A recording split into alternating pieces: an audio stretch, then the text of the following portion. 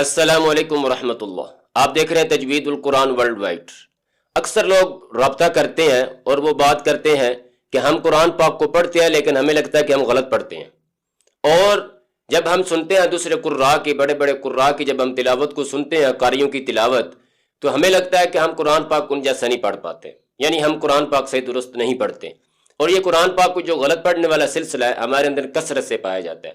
بڑے پڑھے لکھے لوگ، بڑے نیک لوگ، بڑے حاجی نمازی لوگ، دین کی بڑی باتوں کا خیال کرنے والے، شریعت کے اوپر پورا عمل کرنے کی کوشش کرنے والے اور دین کا بہت زیادہ علم رکھنے والے لوگ بھی دیکھنے میں آیا ہے کہ قرآن پاک کی تلاوت صحیح درست نہیں کر پاتے۔ آج ہم اس پر بات کریں گے تاکہ ہمارے اندر کچھ اہمیت پیدا ہو کہ قرآن پاک کو درست پڑھنا کتنا ضروری ہے۔ قرآن پاک کی زبان ایک عربی زبان ہے، یعنی قرآن پاک عربی زبان میں ہے۔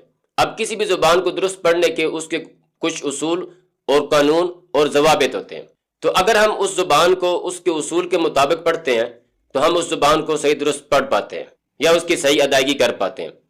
تو قرآن پاک کو بھی صحیح پڑھنے کے کچھ اصول اور ضوابط ہیں، اگر ہم ان کے مطابق پڑھتے ہیں تو قرآن ہم درست پڑھتے ہیں۔ ان اصول اور ضوابط کو نام دیا جاتا ہے تجوید کا، یعنی قرآن پاک کو تجوید کے مطابق پڑھنا۔ اب یہ تجوید کتنی ضروری ہے، اس کی اہمیت شریعت کے اندر کیا ہے؟ شریعت کی کسی بات کو بھی ثابت کرنے کے لیے تین بڑے ذریعے ہیں۔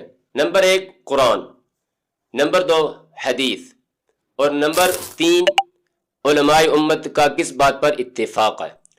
تو اللہ پاک نے قرآن پاک میں تجوید کے بارے میں کیا فرمایا، آپ صلی اللہ علیہ وسلم نے کیا فرمایا، اور اسی طرح علماء امت نے کیا فرمایا تجوید کے بارے میں۔ سب سے پہلی بات، اللہ رب العزت نے فرمایا وَرَتِّلِ الْقُرْآنَ تَرْتِيلًا، یہ مشہور آیت ہے۔ اس کے بارے میں حضرت علی رضی اللہ تعالیٰ عنہ سے کسی نے سوال کیا کہ آپ یہ بتائیں کہ ترتیل کا کیا معنی ہے، قرآن کو ترتیل سے پڑھنے کا کیا مطلب ہے؟ تو آپ نے فرمایا ہوا تجوید الحروف و معرفت الوقوف، حروف کی تجوید اور وقوف کا پہچاننا۔ وقوف جمع ہے وقفی، اور وقف کا معنی ہوتا ہے رکنا، سٹاپ کرنا۔ حضرت عبداللہ بن عباس رضی اللہ تعالیٰ عنہما نے اس کا معنی بیان فرمایا بینہ تبیینا، یعنی قرآن کو خوب واضح صاف کر کے پڑھو، اور یہی تجوید کا حسن ہے کہ ہر حرف کی ادائیگی، اس کا تلفظ صحیح درست، اس کی صفات کا خیال کرتے ہوئے، اس کے مخرج کا خیال کرتے ہوئے صحیح مکمل طور پر ادا کرنا۔ امام بیضاوی رحمہ اللہ تعالیٰ نے اس کا معنی بیان فرمایا جود القرآن تجویدا، کہ قرآن کو تجوید سے پڑھو۔ قرآن کی اس آیت اور ان تینوں تفسیروں کو سامنے رکھتے ہوئے، اور باقی مفسرین نے بھی تقریباً یہی میں نے بیان کیا، اسی سے ملتے جلتے ہیں، صرف الفاظ کا فرق ہے، مطلب ان کا بھی یہی ہے۔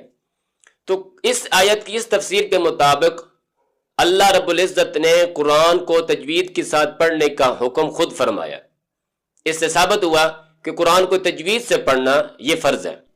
اب دیکھتے ہیں کہ آپ صلی اللہ علیہ وسلم نے تجوید کے متعلق کیا فرمایا۔ آپ نے فرمایا ان اللہ یحب ان یقرأ القرآن کما انزل، کہ بے شک اللہ پسند فرماتا ہے کہ قرآن کی تلاوت ایسے کی جائے جیسا کہ اتارا گیا ہے۔ یہاں پر علماء نے اس کی تشریح یوں فرمائی کہ قرآن پاک کو اللہ رب العزت نے تجوید کے مطابق اتارا، یعنی تجوید کے ساتھ اتارا۔ اسی کا معنی جو مشہور علامہ جزری ہیں، جو کہ تجوید کے اندر بہت مشہور بھی ہیں، اور ان کا ایک رسالہ ہے المقدمۃ الجزریہ، مشہور رسالہ ہے اور اکثر لوگ جانتے بھی ہیں۔ انہوں نے اسی کے اندر فرمایا کہ قرآن کو تجوید سے پڑھنا یہ ضروری ہے، جو نہیں پڑھتا وہ گناہ گار ہے۔ آگے انہوں نے دلیل اس کی یہ فرمائی لِأَنَّهُ بِهِ الْإِلَٰهُ أَنزَلَ وَهَكَذَا مِنْهُ إِلَيْنَا وَصَلَ، کیونکہ اللہ نے اسی طرح اتارا ہے اور اسی طرح ہم تک پہنچا ہے۔ ہم تک کیسے پہنچا؟ اللہ رب العزت سے آپ صلی اللہ علیہ وسلم کے پاس پہنچا تو تجوید کے مطابق تھا، آپ سے صحابہ تک، صحابہ سے آگے امت تک، امت کے بڑے علماء اور قراء اور قرآن پاک کی تلاوت کرنے والے، قرآن کو آگے سکھانے والے، ان کے پاس پہنچا، اور ان سے آگے چلتا چلتا ہم تک پہنچا۔ تو یہ گویا کہ اللہ کی امانت ہے ہمارے پاس۔ اگر یہاں پر ہم یہ دیکھ لیں، ایک بات سمجھ آتی ہے، سب سے بڑی جو ذمہ داری آتی ہے وہ قرآن پاک کو پڑھانے والوں پر ہے، کیونکہ ہر پڑھانے والے کے پاس سب سے پہلے امانت پہنچی، پھر اس سے آگے جس کو وہ پڑھا رہا ہے اس کے پاس جا رہی ہے۔ اس لیے ہمارے شیخ، ہمارے مربی اور استاذی مکرم یہ فرمایا کرتے تھے کہ آج جو قرآن زیادہ غلط پڑھا جا رہا ہے اس کے ذمہ دار پڑھانے والے ہیں، پڑھانے والوں نے اگر درست پڑھایا ہوتا تو اس طرح قرآن پاک آیت غلط نہ پڑھا جاتا۔ یہاں پر علماء نے یہ بات بھی بیان فرمائی ہے کہ تجوید کے لازم ہونے میں اور فرض ہونے میں قرآن میں کوئی ذکر نہ آتا اور اس طرح احادیث میں بھی کوئی ذکر نہ آتا، تو اس کے ضروری ہونے کے لیے یہی ایک دلیل کافی تھی کہ اللہ رب العزت نے اس کو تجوید کے مطابق اتارا اور ہم تک تجوید تک پہنچا، اور یہ ہمارے پاس ایک امانت ہے کہ جس کو ہم کما حق کو آگے پہنچائیں۔ اس حدیث کا معنی اور اس کی تشریح کے مطابق علماء نے یہاں پر اس کے اوپر خلاصے کے طور پر ایک بات بیان کی کہ تجوید کا معنی ہے ہوا ادا کا ادا الرسول صلی اللہ علیہ وسلم۔ تجوید اس ادا کا نام ہے جو کہ آپ صلی اللہ علیہ وسلم کی ادا تھی، یعنی کہ تجوید کے مطابق پڑھنا یہ وہ ادا ہے جو کہ آپ صلی اللہ علیہ وسلم نے قرآن پاک کی تلاوت کرتے ہوئے اس کے الفاظ کی تلفظ کی ادائیگی کی۔ اسی طرح ایک حدیث میں آپ صلی اللہ علیہ وسلم نے فرمایا رب قارئ للقرآن والقرآن یلعن، بہت سے قرآن پڑھنے والے ایسے ہیں کہ جن پہ قرآن لعنت کرتا ہے۔ اس کے معنی میں علماء نے 3 لوگ بیان کیے۔ نمبر 1، وہ جو قرآن پڑھے لیکن اس پہ عمل نہ کرے، بے عمل قاری۔ نمبر 2، جو قرآن کی تفسیر اپنی مرضی اور اپنی رائے سے کرے، تفسیر بالرائے اس کو کہتے ہیں۔ اور تیسرا وہ شخص جو قرآن کو غلط پڑھے، یعنی قرآن پاک کو غلط پڑھنے سے قرآن پڑھنے والے پہ لعنت کرتا ہے۔ ہم قرآن پاک کو پڑھیں رحمت کے لیے اور قرآن ہم پر لعنت برسائے، ہم پڑھیں قرآن پاک کو حصول برکت کے لیے اور ہمیں برکت کے بجائے بے برکتی ملے، تو یہ کتنا بڑا گناہ ہے۔ اور اسی طرح تیسری حدیث ہے، آپ صلی اللہ علیہ وسلم نے فرمایا اقرأ القرآن بلحون العرب، کہ قرآن پاک کو عرب کے لہجوں میں پڑھو، یعنی لہجوں کے مطابق تبھی ہم پڑھ سکتے ہیں جب ہم اس کے حروف کی ادائیگی اور اس کے تلفظ کی درستگی کا خیال رکھیں گے، اور یہ تب بھی ہو سکتا ہے جب کہ ہم تجوید کے مطابق پڑھیں گے۔ ان تینوں احادیث کی روشنی میں یہ ثابت ہوتا ہے کہ قرآن کو تجوید سے پڑھنا یہ واجب ہے، کہ شریعت سے کسی بھی چیز کو ثابت کرنے کا جو تیسرا ذریعہ ہے کہ علماء امت کا کس بات پر اتفاق ہے۔ تو علماء امت کا اس بات پر اتفاق ہے کہ قرآن پاک کو تجوید سے پڑھنا یہ ضروری ہے۔ علامہ سیوطی رحمہ اللہ تعالیٰ یہ بھی مشہور ہے، اور اس طرح ملا علی قاری رحمہ اللہ تعالیٰ۔ اب حوالے کے طور پر 2-3 ہم جو ہے وہ حوالے بھی دے دیتے ہیں۔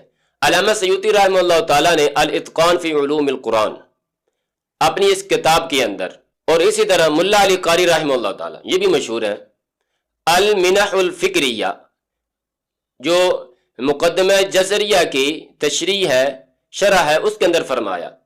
ان دونوں کے عبارتوں کا خلاصہ یہ ہے، ابھی میں ملا علی قاری رحمہ اللہ تعالیٰ کی عبارت نقل کر دیتا ہوں۔